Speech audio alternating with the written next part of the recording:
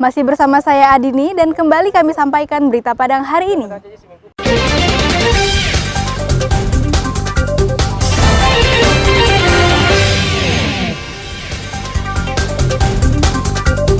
Jembatan gantung putus, puluhan keluarga terisolir. Dua remaja maling kotak amal, terekam kamera pengintai. Menerobos palang pintu kereta api, siap-siap kena tilang.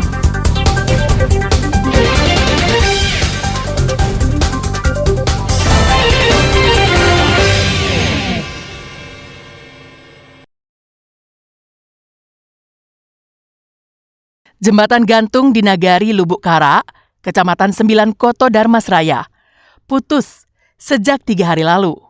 Jembatan yang menghubungkan Nagari dengan pusat Kecamatan 9 Koto ini putus akibat kawat penggantungnya yang berkarat dan tak kuat menahan beban.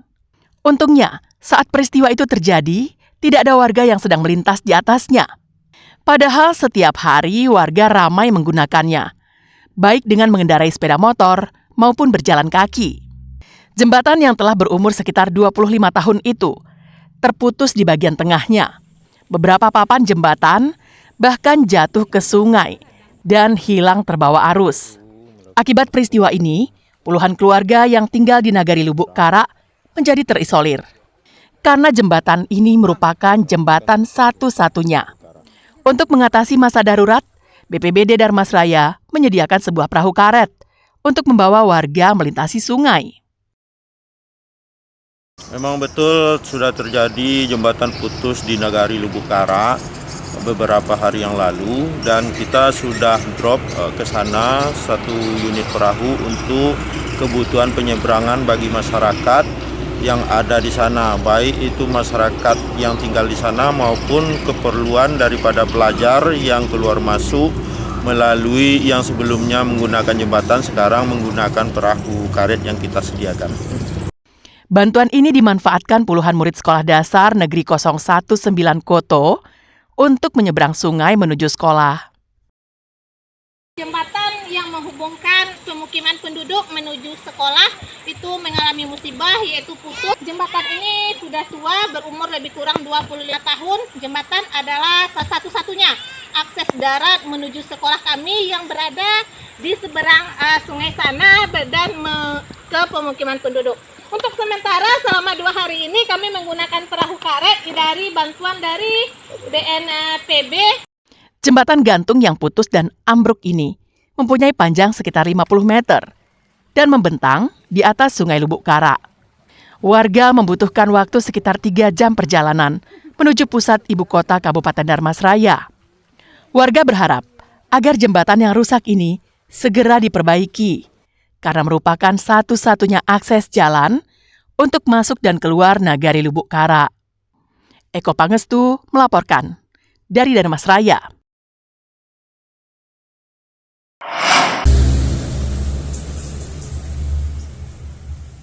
Dua remaja terekam kamera pengintai saat mencuri kotak amal di Surau Al-Hijrah Simpang Tabing, Kecamatan Koto Tangah, pinggiran Kota Padang, pada Selasa malam, sekitar pukul 23 WIB.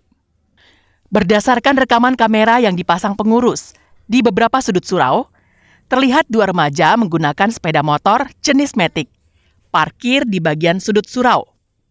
Setelah itu mereka berdua melompati pembatas yang tingginya 1 meter. Setelah memantau situasi di sekitar surau dan dirasa aman, keduanya kembali lagi ke arah pintu bagian kanan. Di sanalah keduanya mulai beraksi. Salah seorang pencuri naik di punggung kawannya untuk bisa membuka pintu samping dari dalam. Setelah berhasil membuka pintu, mereka langsung menuju kotak amal. Namun mereka kesulitan untuk membuka kotak amal guna meraup isinya. Karena putus asa, mereka pun memboyong kotak amal dan membawa kabur dari surau dengan dibungkus dengan jaket yang dikenakannya. Menurut pengurus surau, sebelum dipasang kamera pengintai, Surau Al-Hijrah kerap disatroni pencuri kotak amal. Pada malam hari Rabu terjadi pencurian kotak amal di Surau Al-Hijrah. Dua remaja tanggung memanjat dan membuka pintu, masuk dan mengambil kotak infak. Motornya berwarna pink, cuma polisinya agak kabur, nggak nampak. Terjadi pukul jam 11:05. Dulu juga sering, sekarang udah lama nggak, kabur lagi. Pengurus surau telah melaporkan kejadian ini ke Polsek Kota Tangah. Pengurus berharap dengan adanya rekaman kamera pengintai, pelaku pencurian kotak amal bisa ditangkap polisi. Surau Al-Hijrah terletak di pinggir jalan Simpang Tabing menuju daerah Lubuk Binturun. Jalan ini merupakan lalu lintas yang ramai karena menjadi jalan utama bagi warga untuk bepergian. Robiham melaporkan dari Padang.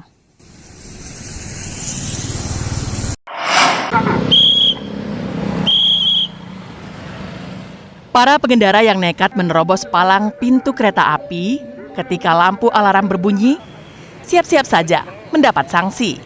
Sanksinya berupa surat tilang dari polisi.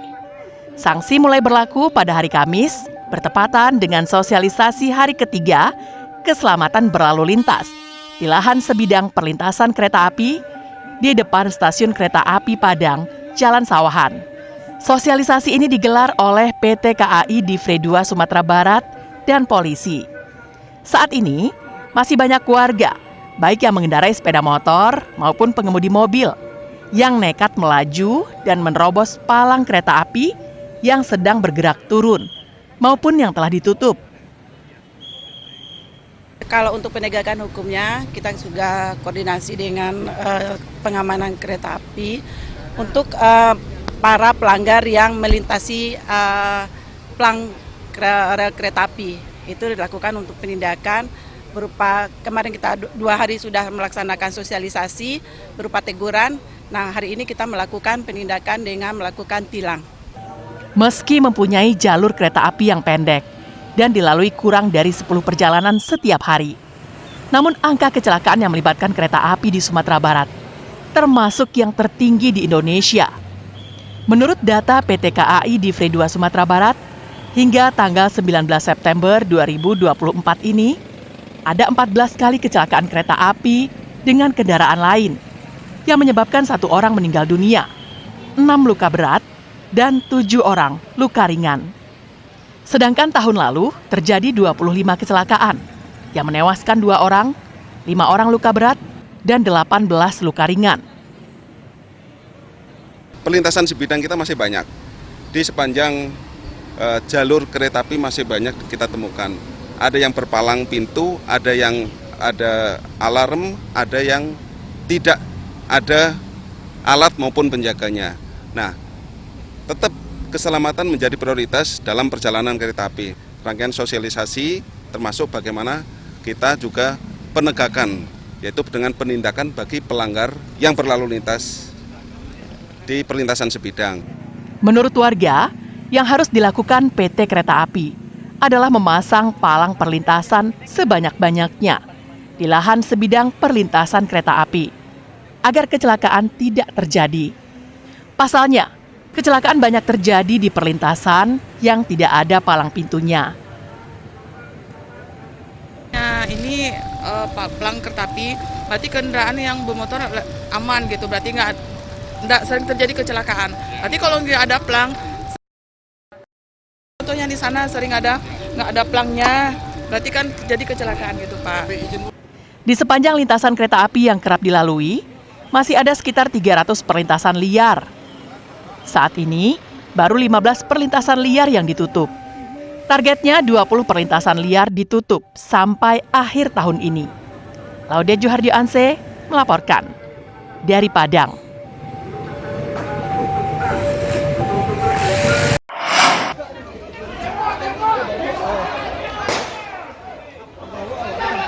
Upaya polisi dan warga yang tak kenal lelah mencari pembunuh Nia Kurniasari berbuah manis.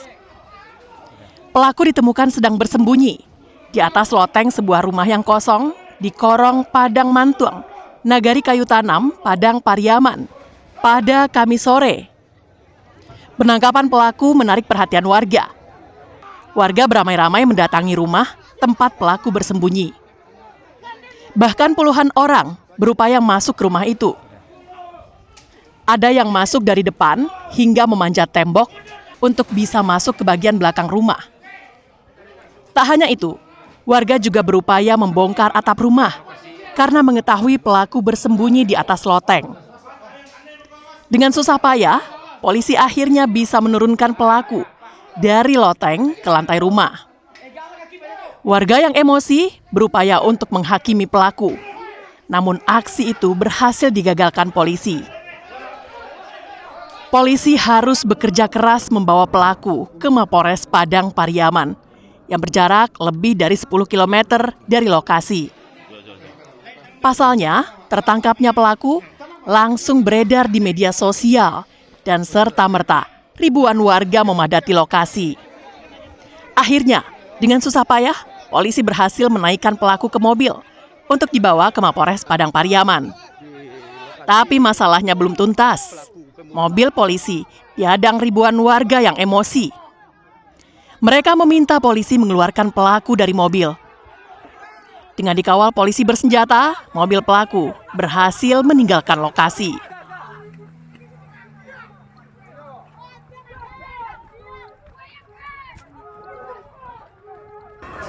Alhamdulillah kami sampaikan kepada seluruh masyarakat yang turut membantu dalam pencarian tersangka. Kami berhasil mengamankan dan menangkap tersangka yang sampai saat ini dicari, dan benar sesuai dengan pelaku, sesuai dengan identitas, dan untuk selanjutnya kami lakukan penyidikan atas keterlibatan dan pasal yang akan kami terapkan. Polisi memastikan bahwa mereka telah berhasil menangkap pelaku. Pelaku juga telah mengakui jika dirinya adalah orang yang menghabisi Nia Kurniasari. Namun motifnya belum diketahui. Hingga Kamis petang, Mapores Padang Pariaman dipenuhi oleh warga yang penasaran. Polisi sampai menutup pintu gerbangnya untuk menghindari hal-hal yang tidak diinginkan. Eki Rafki melaporkan dari Padang Pariaman.